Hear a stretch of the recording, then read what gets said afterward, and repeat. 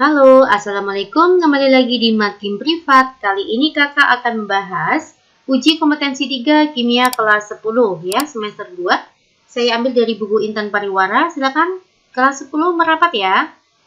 Jangan lupa share video ini jika bermanfaat ya. Tolong bantu share dan like serta subscribe-nya ya guys. Nomor 1. Hubungan antara senyawa, jenis ikatan, jenis elektrolit dalam tabel berikut yang tepat. Oke ya.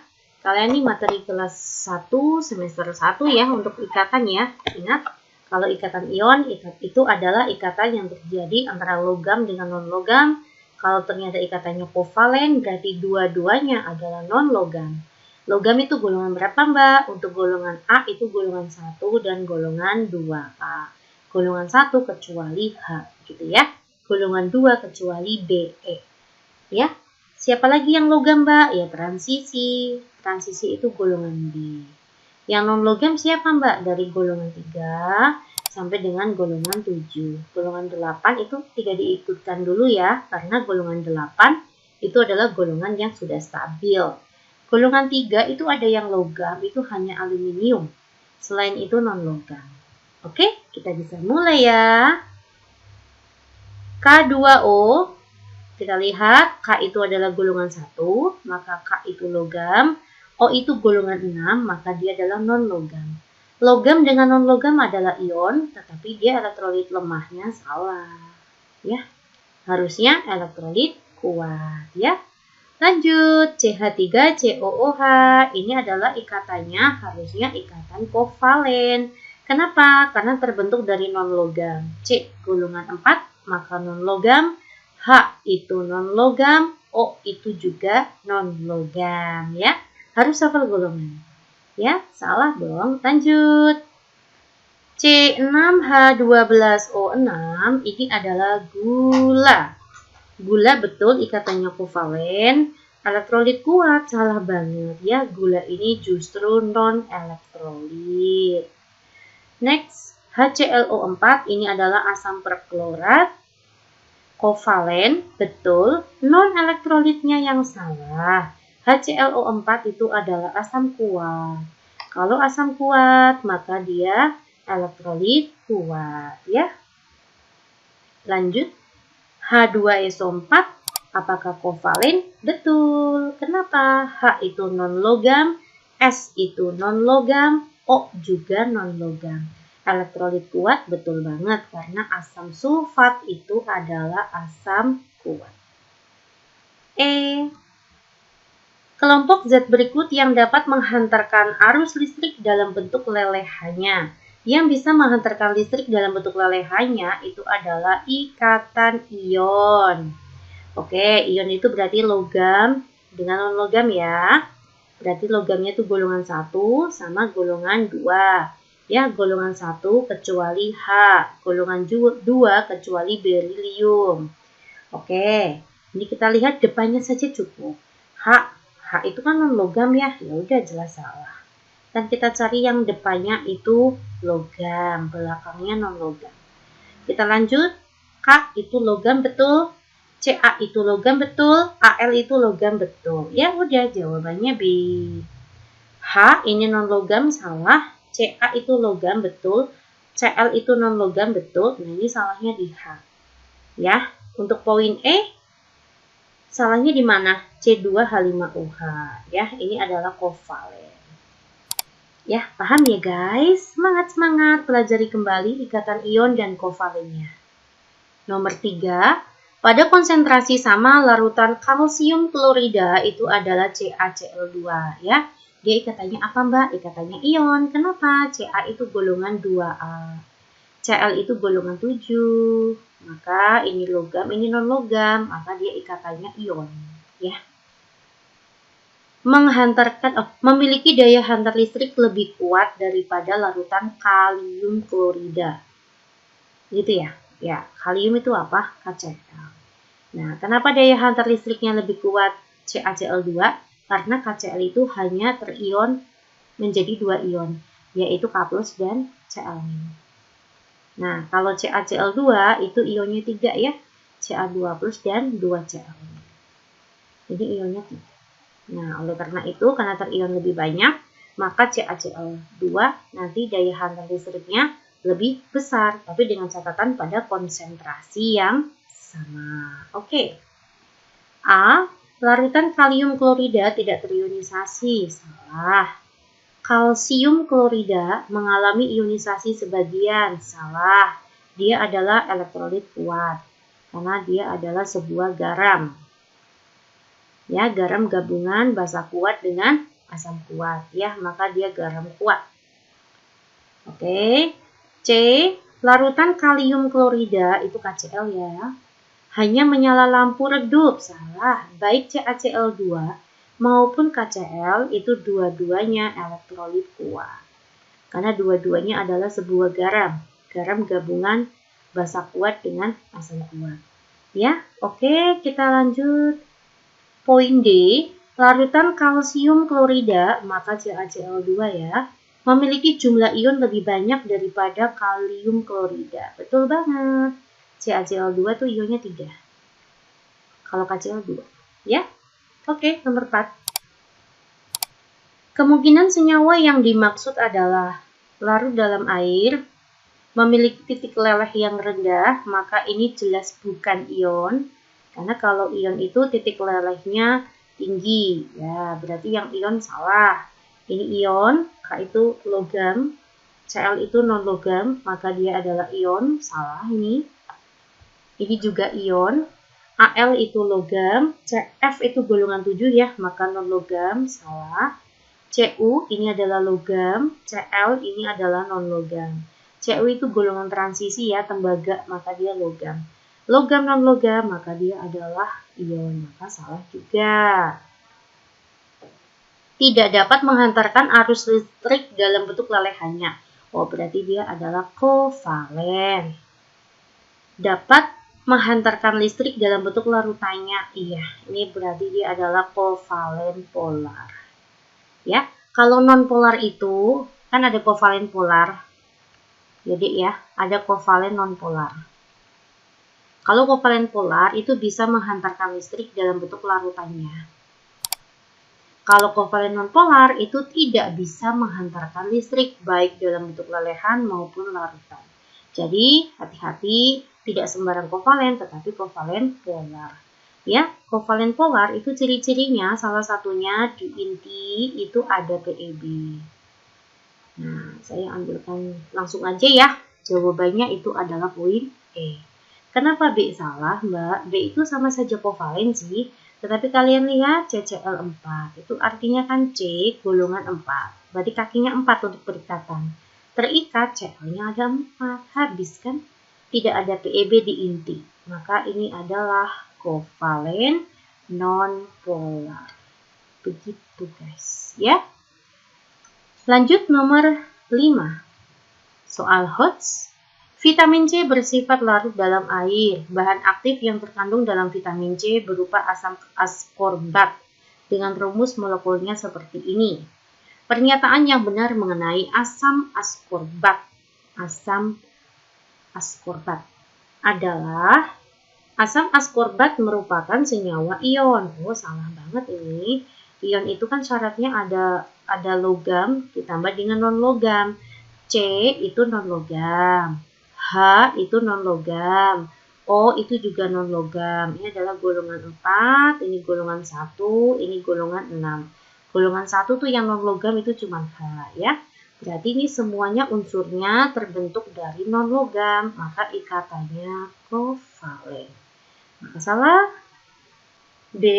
Asam askorbat tidak dapat terionisasi. Salah, harusnya terionisasi tetapi terionisasi sebagian. Karena asam askorbat itu sifatnya asam lemah ya. Terionisasi menjadi seperti ini. C6H8O6 akan terionisasi menjadi H3O+ dan C6H8O5-. Karena terionisasi sebagian, maka ada molekul ya, sisanya masih dalam bentuk molekul ya, ditambah ini berarti plus, sisanya masih dalam bentuk molekul. Dihapus dulu karena terionisasi sebagian. Jadi masih ada yang bersisa molekul C6H8O6. Ya, inilah reaksi ionisasinya asam askorbat. Ya. Poin C, dalam larutannya ditemukan molekul. Ya, betul ini. Ada yang masih ditemukan dalam bentuk molekul. Poin D, oleh karena termasuk zat asam, asam askorbat tergolong elektrolit kuat. Belum tentu. Semua asam tidak tentu dia kuat. Yang kuat siapa Mbak? Ya yang asam kuat. Ya begitu. Asam kuat kalian bisa lihat di UK 1 ya. Uji kompetensi 1 ya. Saya sudah jelaskan siapa saja yang asam kuat. Poin E, kemampuan asam askorbat menghantarkan listrik sama dengan asam klorida. Salah. Kenapa? Karena asam klorida itu adalah asam kuat. Sedangkan asam askorbat itu asam lemah. Ya, alfanya aja berbeda, maka daya hantar listriknya juga berbeda. Kita lanjut ya. Ke soal nomor 6. Ini soal HOTS lagi. Bagaimana ini? Diketahui senyawa X memiliki ciri-ciri dapat larut dalam air. Titik didihnya tinggi, dan lelehannya dapat menghantarkan listrik. Oke, semua ini adalah sifatnya siapa? Sifatnya ikatan ion ya. Jadi X itu adalah ikatan ion. Adapun senyawa Y memiliki ciri-ciri larut dalam air, titik didihnya rendah, dan larutannya tidak dapat menghantarkan listrik. Larutan yang tidak dapat menghantarkan listrik itu disebut kovalen nonpolar. Begitu ya. Berdasarkan ciri-ciri tersebut, jenis ikatan dan contoh senyawa X dan Y. Oke ya, berarti X itu ion ya. Salah, salah, salah. Ini kan yang mintanya punya X ya. Contoh ion, Na itu logam, Cl ini non logam, betul ion. Ca golongan 2 logam, Cl golongan 7 non logam, betul. Sampai sini dua-duanya betul. Y ini tadi kovalen nonpolar ya. Oh iya, ini salah ya. Berarti yang benar adalah poin B. Oke. Nomor 7. Senyawa yang dapat menghantarkan arus listrik jika dilelehkan atau dilarutkan dalam air. Ini artinya yang bisa menghantarkan listrik dalam bentuk lelehan dan larutan. Berarti kamu cari yang ikatan ion ya. Salah, salah, salah. Jawabannya adalah poin E. Harus hafal ya Dik ya. Ion itu adalah logam ketemu dengan non-logam. Logamnya tadi golongan 1 sama golongan 2 ya. Na itu golongan 1A, dia logam. I itu golongan 7A, dia non-logam ya. Logam ketemu non-logam adalah ikatan ion. Lanjut. Nomor 8. Wow, panjang nian. Coba ya. Ani mengetahui bahwa asam bromida merupakan senyawa kovalen polar yang larut dalam air. Saat diuji daya hantar listriknya, larutan HBr dapat menyalakan lampu dengan terang. Oke, berarti HBr ini adalah elektrolit kuat. Ya, disertai gelembung di elektrodanya gitu. Kemudian Ani bereksperimen dengan cara melarutkan HBr ke dalam benzena, begitu. HBr dimasukkan ke dalam benzena C6H6. Jika campuran HBr dan benzena diuji daya hantar listriknya, peristiwa yang terjadi apa ini? Begitu. Kita tahu bahwa HBr itu adalah asam kuat. Asam kuat itu memiliki sifat elektrolit kuat. Tetapi kalau dicampurkan ke dalam C6H6, oh ya, ini HBr sifatnya polar ya, kovalen polar. Kok dimasukkan ke C6H6? C6H6 itu adalah senyawa non-elektrolit. Dia bentuknya senyawa hidrokarbon. Semua senyawa hidrokarbon yaitu CXHY, misalkan ada metana gitu ya, ada etana begitu. Maka semuanya itu adalah senyawa non-elektrolit gitu. Jadi kalau ada senyawa elektrolit dimasukkan ke non-elektrolit, nanti kalau diuji listrik, ya berarti menjadi tidak terion. Karena tidak terion, HBr dimasukkan ke C6H6 itu artinya tidak terion. Ya, karena tidak terion, maka tidak bisa menyalakan lampu. Berarti lampunya nanti mati.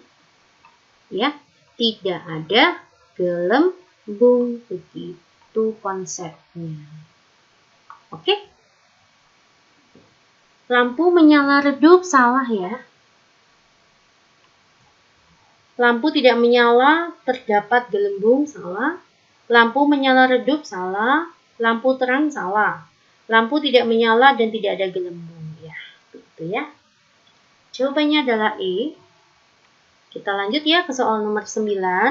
Perhatikan beberapa sifat berikut. Br2 merupakan molekul halogen yang berwujud cair. Cair itu sama lelehan ya. Sifat Br2 yang tepat ditunjukkan oleh angka, begitu guys. Br2 ini artinya berdekatan kovalen ya. Kovalen apa? Kovalen nonpolar. Kok bisa sih Mbak tahu kayak gini ya guys? Br berikatan dengan Br. Ini kan semua si kembar. Si kembar itu artinya Br2, H2, Cl2 itu kembar. Ini unsurnya kembar kayak gini guys. Nah, gimana tadi? 1, 2, 3, 4, 5, 6, 7. Nah, ini masing-masing ya. Oh, ini 1, 2, 3, 4, 5, 6, 7. Nah, ini masing-masing terikat sama kuat. Ya, jadinya momen dipolnya sama dengan 0. Ya, mereka ikatannya kovalen nonpolar. Karena kovalen nonpolar, maka dia tidak bisa menghantarkan listrik karena tidak terion. Ya, jadi pernyataannya benar. Tidak terionisasi saat dilarutkan dalam air. Betul. Tergolong elektrolit kuat. Salah.